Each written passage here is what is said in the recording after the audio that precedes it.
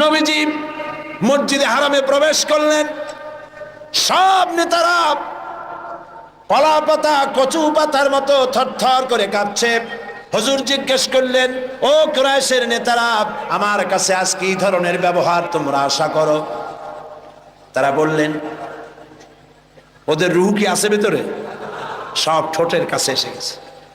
বলছে মুহাম্মদ সাল্লাল্লাহু আলাইহি ওয়াসাল্লাম, একজন উত্তম ভ্রাতা, একজন উত্তম ভ্রাতুষ্পুত্রের কাছ থেকে যে ধরনের ব্যবহার আশা করা যায়, আমরা সেই ধরনের ব্যবহার আপনার কাছে আশা করি।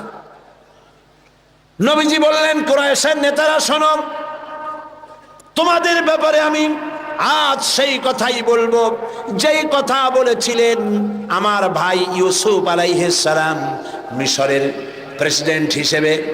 তিনি সিংহাসনে বসা, তার সামনে তার ভাইরা যখন তাকে না চিনে তার কাছে যখন এসেছে খাদ্য খাবার নেওয়ার জন্যে, উনি তো ভাইগুলোকে চিনে ফেলেছিলেন।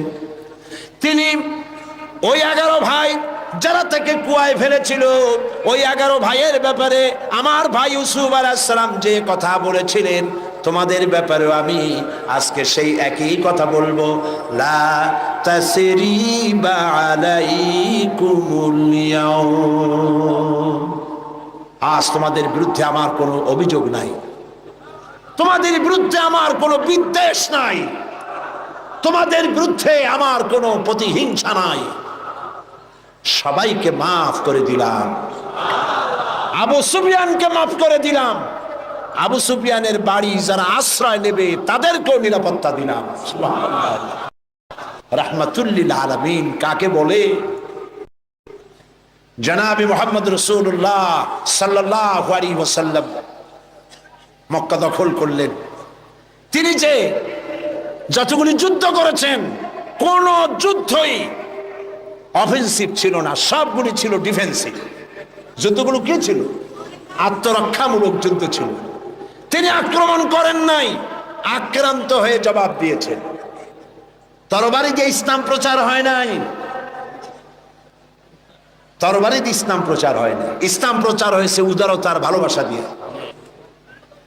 সেজন্যে বলতেছিলাম, নবী করিম সাল্লাল্লাহু আলাইহি সাল্লামের যত যুদ্ধ হয়েছে, কোন যুদ্ধ আক্রমণকারী তিনি ছিলেন না, আক্রান্ত হয়ে জবাব দিয়েছেন। এবং সমস্ত যুদ্ধে মুসলমান ছিল কম, কাফের ছিল বেশি। জয়যুদ্ধ হয়েছে কারা? বলেন না কারা? মুসলমানেরা। আল্লাহ মুসলমানদেরকে বিজয় দান করেছেন সর্বত্র, বদরে, ওহদে, সব জায়গায়। আবারও করবেন ইনশাআল্লাহ। ফেজায়ে বদরে পয়দা কুন, ফেরেশতে তেরি নুসরত কো উতার सकते गर्दों से कतर अंदर कतर अभी।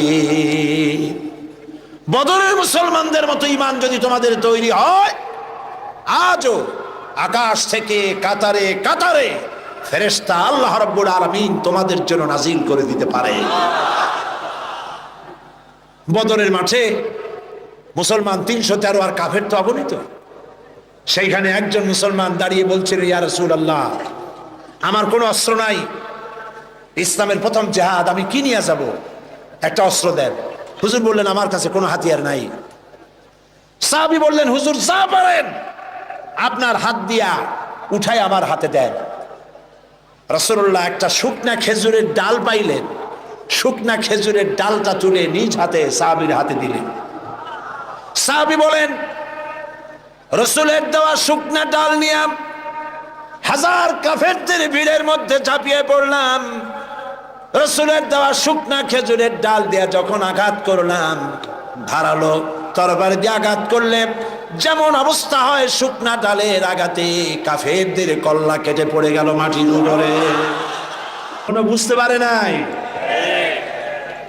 আল্লামা ইকবাল বলেছেন, দস্ত দস্ত दरिया भी न छोड़े हमने, दस्तो दस्त दरिया भी न छोड़े हमने, बहर जुल्मत पे दौड़ा दिए घोड़े हमने।